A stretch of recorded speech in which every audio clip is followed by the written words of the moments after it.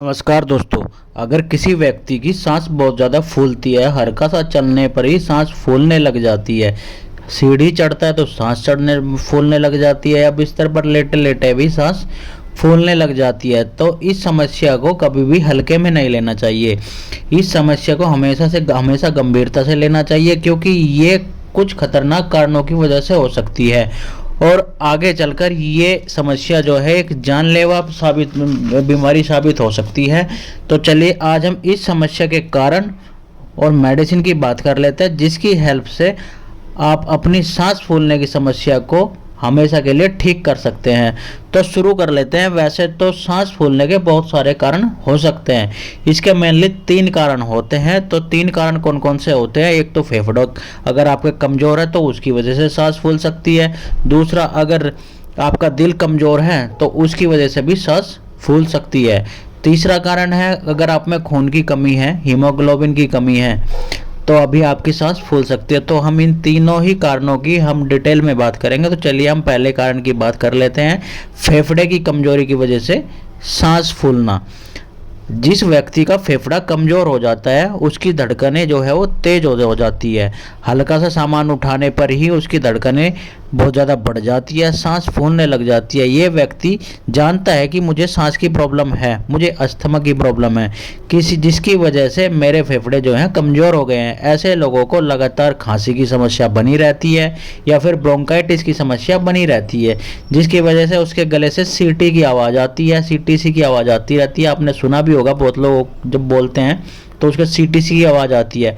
और लंबे टाइम तक ये अपना अस्थमा का ट्रीटमेंट ले रहे हैं, जिसकी वजह से इनका फेफड़ा जो है वो कमज़ोर हो गया है और इसी कारण व्यक्ति की जो है सांस फूलने लग जाती है। सीढ़ियाँ चलते टाइम सांस फूलने लगती है, चलते टाइम सांस फूलने लग जाती है, क्योंकि हमारा फेफड़ा जो है उतनी ज़्यादा ऑक्सीजन अब्जॉर्ब नहीं कर पा रहा है, जिससे कि हमारे शरीर के हर एक ऑर्गन तक ऑक्सीजन ठीक से पहुंच सके, और इसी वजह से सांस फूलने लग जाती है। अगर हमारे फेफड़े की नलियों के अंदर सूजन आ गई है, वहाँ पर जो है म्यूकस इकट्ठा हो गया है, तो इस कारण से भी व्यक्ति की सांस फूलने लग जाती है।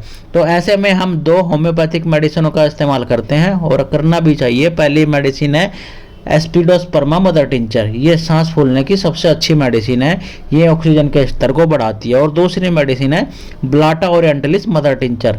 ये बलगम को साफ करती है, जो फेफड़े की जो नलियां हैं उनमें वे जाम हो गई है, उनको नलियों को साफ करती है।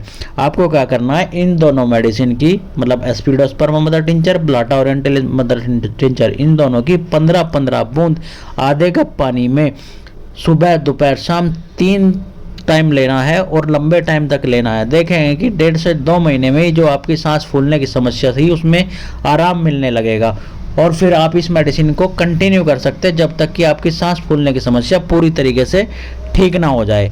अब दूसरा जो कारण है हार्ट की कमजोरी से सांस फूलना। यदि आप लंबे समय से हाई बीपी की दवाई ले रहे हैं, यदि आपको एंजाइना है, आपको चेस्ट पेन है, आप हार्ट की प्रॉब्लम की दवाई खा रहे हैं, या फिर आप जो कोलेस्ट्रॉल को कम करने के लिए उसकी दवाई खा रहे हैं, तो आप भली भांति जानते होंगे कि इसकी वजह से ही आपकी जो सांस है वो बहुत ज़्यादा फूलती है। यदि किसी व्यक्ति का दिल फैल जाए, दिल का साइज बड़ा हो जाए, हार्ट की जो मांसपेशियाँ हैं वो फैटी हो जाए, इसी वजह से व्यक्ति की सांस फूलने लग जाती है। क्योंकि लगातार हाई बीपी रहने से व्यक्ति का हार्ट कमज़ोर हो जाता है। जब उसकी खून की नलियाँ साफ़ नहीं रहती हैं, मतलब हार्ट की खून की नलियाँ साफ़ नहीं रहती हैं, तो क्या होता है कि बीपी हाई होने लग जाता है। तो इसकी वजह से जो है हार्ट को बहुत ज़्यादा एफर्ट लगाना पड़ता है, जिसकी ज़्यादा एफर्ट लगाने की वजह से जो हार्ट की मांसपेशियाँ है वो कमज़ोर हो जाती है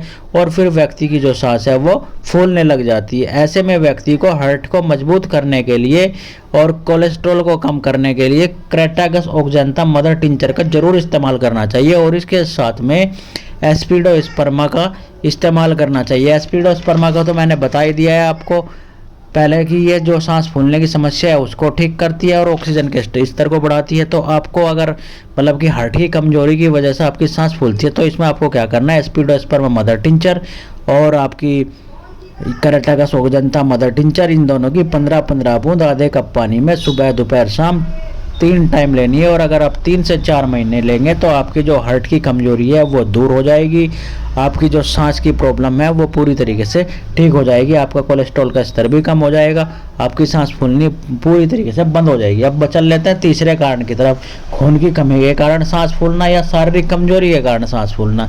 यदि किसी व्यक्ति में हीमोग्लोबिन की कमी है, खून की कमी है, तो उस व्यक्ति का चलते चलते सांस फूलने लग जाता है, उसकी जो दिल की धड़कन है वो बढ़ जाती है, चक्कर आने लग जाते हैं, क्योंकि उस व्यक्ति में खून की मात्रा इतनी नहीं है जो ऑक्सीजन को पूरे शरीर के हर ऑर्गन तक पहुंचा सके। इसीलिए ऑक्सीजन की कमी के कारण चक्कर भी आ सकते हैं, सांस भी फूलने लग जाती है और व्यक्ति बहुत ज़्यादा कमजोरी महसूस करता है। ऐसे में ज़रूरत है खून की कमी को दूर करने की। तो इस कंडीशन में आपको एस्पिडोस्पर्मा तो लेना ही लेना है, क्योंकि ये ऑक्सीजन के स्तर को बढ़ाती है। साथ में आपको फेरम फॉस 6x की 6 टैबलेट सुबह, 6 टैबलेट दोपहर, 6 टैबलेट शाम को डायरेक्ट मुंह में रखकर चूसनी है। और साथ में आपको क्या करना है, चाइना 30 की 4 बूंद सुबह, 4 बूंद दोपहर, 4 बूंद शाम को कंटिन्यू 3 से 4 महीने तक यूज करनी है। चाइना क्या करती है, अगर लंबी बीमारी के कारण और या बुखार के कारण आप में कमजोरी आ गई है तो ये आपकी कमजोरी को पूरी तरीके से दूर कर देती है और जल्द से जल्द आपको ठीक करने का काम करती है। अगर आप इन मेडिसिन को लेते हैं तो ये आपकी खून की कमी को पूरी तरीके से दूर कर देगी, सांस फूलने की समस्या पूरी तरीके से ठीक हो जाएगी, आपको फिर कभी भी सांस फूलने की समस्या नहीं रहेगी।